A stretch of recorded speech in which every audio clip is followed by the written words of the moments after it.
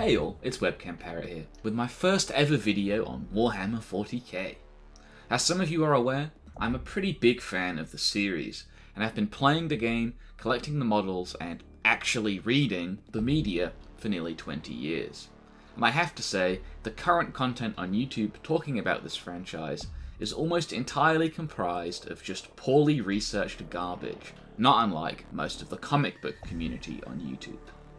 I'm pretty well known already for doing good in-depth research on comic book cosmology, and I've decided to finally apply it here to 40k too, along with help from my friend Harshi, who goes by Alfarius Lives on Twitter.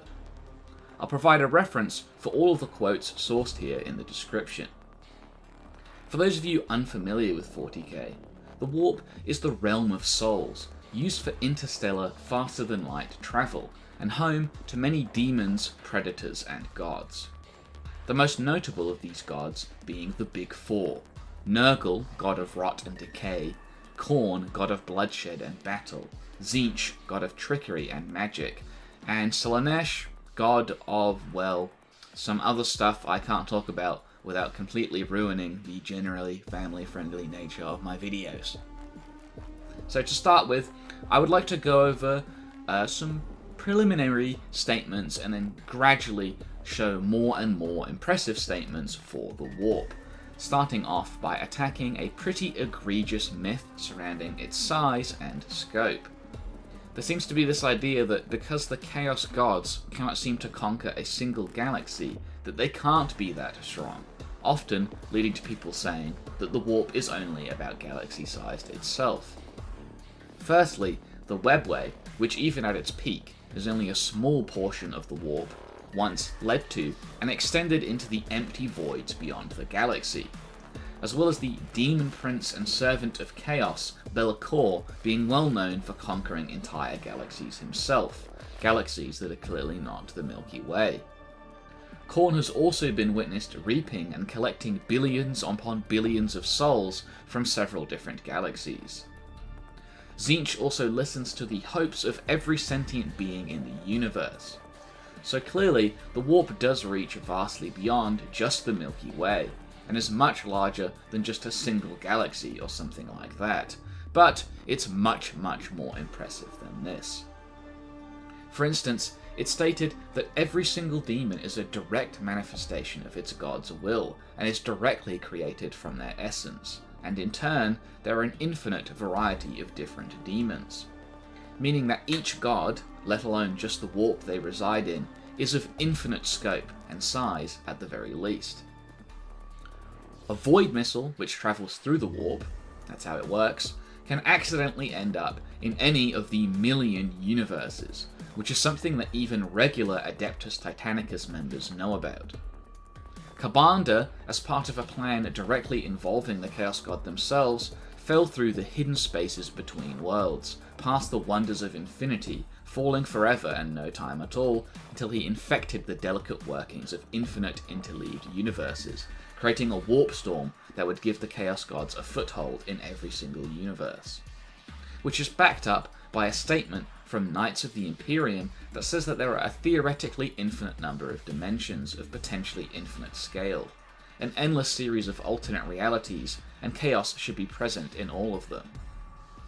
Magnus, when he first traversed the Warp, witnessed just random Warp entities, not even the Big Four Chaos Gods, create and destroy entire universes with a random thought.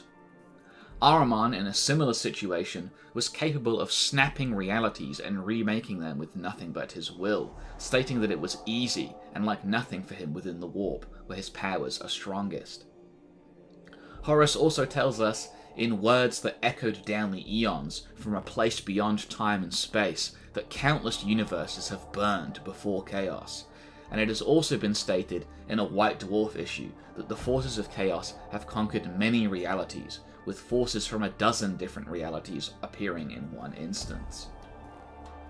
Across all of these multitudes of universes, realities, and realms, both within and without the Warp, the Chaos Gods are endlessly fighting each other. This is why they don't just instantly conquer the Milky Way. They have a lot of other things going on, along with the protection of the Emperor himself, E-Money, the big cheese, a mighty psyker, and Necron technology designed to keep them out. It's ludicrous to just say that the warp is only the size of a galaxy, or that it's not interacting with all of these other universes, when we've repeatedly seen that this is true in 40k alone.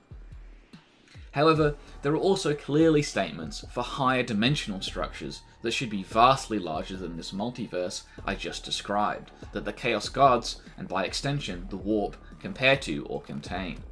First of these is a statement for a piece of Necron tech that is 20-dimensional, used to contain a shard of a Catan who themselves have fought warp gods and lost before, for instance when Kala Mencha shattered the Nightbringer. A similar if not identical structure, Tesseract Labyrinths, are also stated to be extra-dimensional, adding to this evidence. Semyon, an adept of the Martian priesthood and guardian of the Void Dragon, even claimed that the Materium, this material universe, he says, contains a myriad of dimensions that cannot be defined by so limited a thing as human language, which clearly the Chaos Gods should scale to. Another tech priest looking at information gathered from the warp, something the Mechanicus call the Speranza, describes it as an infinitely dimensional realm of thought, and was beyond his ability entirely. The Primarchs Perturabo and Magnus, in an attempt to fully and more properly explore the warp, create a navigation device similar to a sextant, called the Antikythera, but with infinite more dimensions to its operation. It was created to explore the warp and required these infinite dimensions of operation in order to work properly there. But upon actually exploring the Great Ocean, Magnus would find that this didn't even come close to describing its majesty, and that it only barely described the surface of the infinite ocean of the warp. Upon dipping his head just below the surface, he encountered an outerversal layer with far more complexity than its surface. So complex that the infinite dimensionality faded into a background without any dimensions or points of reference. And this was but the first layer of the infinitely layered and deep warp. To put this into perspective for fans of my channel already familiar with DC, the difference between just two of these layers is similar to the difference between a normal human in DC and a new god. To back this up, the narrator also talks about the layered infinities of the warp on two different occasions in Dark Imperium, a much later book. You see, the warp has many layers, like an onion or Shrek or something. It's not even considered possible to access these more advanced layers of the warp, called the Deep Ways, and that even warp travel only skims across eternity's face, like stones thrown by a child. We can see this clearly with statements regarding the Eye of Terror, a place in the universe where the warp has punched through into the material universe, and a place where the laws of space, time, and reality do not apply. A place where time does not even exist as a concept, unless such a triviality might please the dark gods themselves. In another book, it's described as being beyond the boundaries of physical space, unrestricted by time or causality, infinite in scope but without form or structure. It is constantly reborn, but has never changed, eternally shifting through endless potential. It is devoid of consistency, unbound by the laws of time and space. The warp has no physical dimensions, and the realm of chaos is without limits or true geography. In the 4th edition rulebook, it's described as a churning ocean of chaos, raw emotion, and madness given form, where the laws of physics, time, and nature are meaningless concepts, and nothing is as it seems. In the Black Crusade core rulebook, it refers to the warp as a realm beyond naming, of infinite size, infinite possibilities, and infinite madness. In the Horus Heresy Tempest, it says there are no lies in the abyss, for all that man calls lies are its truth, and all that is neither true nor untrue rejoices therein. It was again described whilst Magnus was traversing it as a place without form and dimensions, save any he desired to impose upon it, and whilst journeying there, entire concepts and phantom worlds were created just passively by mistake as he moved through it. Distance was physically meaningless in the warp, a dimensionless state, a place without up and down, near and far, in and out, says all must end. In the 5th edition Rulebook, it says that without the Emperor, chaos would flood the galaxy, leaving nothing behind. No physical matter, no space, no time, only chaos. In Siege of Terra, Mortis, it describes the warp as void, without even the idea of dimensions or duration. Teleporters, which also use the warp, are said to send people through the dimensionless void of the Imperium, and that despite only taking a moment in their material world, all spaces of time stretch eternal for the traveller as he goes through it. Time does not function within the Immaterium in the same way at all as it does for the Materium. For from the perspective of real space, Slaanesh was born at a certain point in history, but within the warp, Slaanesh had always existed, and had yet never existed at all as well, as the warp does not follow a strict sense of cause and effect, unbound by linear time.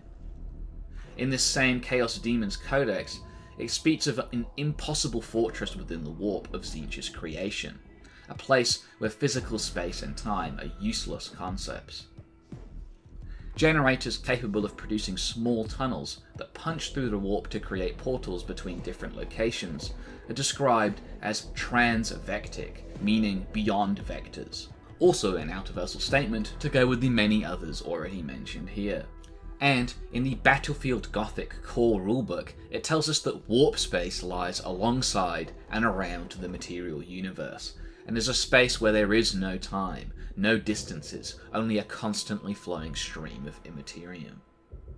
As you can clearly see, the warp is not something to be trifled with, and it's not even close to the peak of the 40k cosmology. On its own, its infinite layers of outerversal difference compete with or completely outstrip the entire cosmology of other verses like DC, Marvel, or SCP. And as you can clearly see from this video, the amount of evidence for this is just astoundingly consistent from a huge number of different sources within 40k.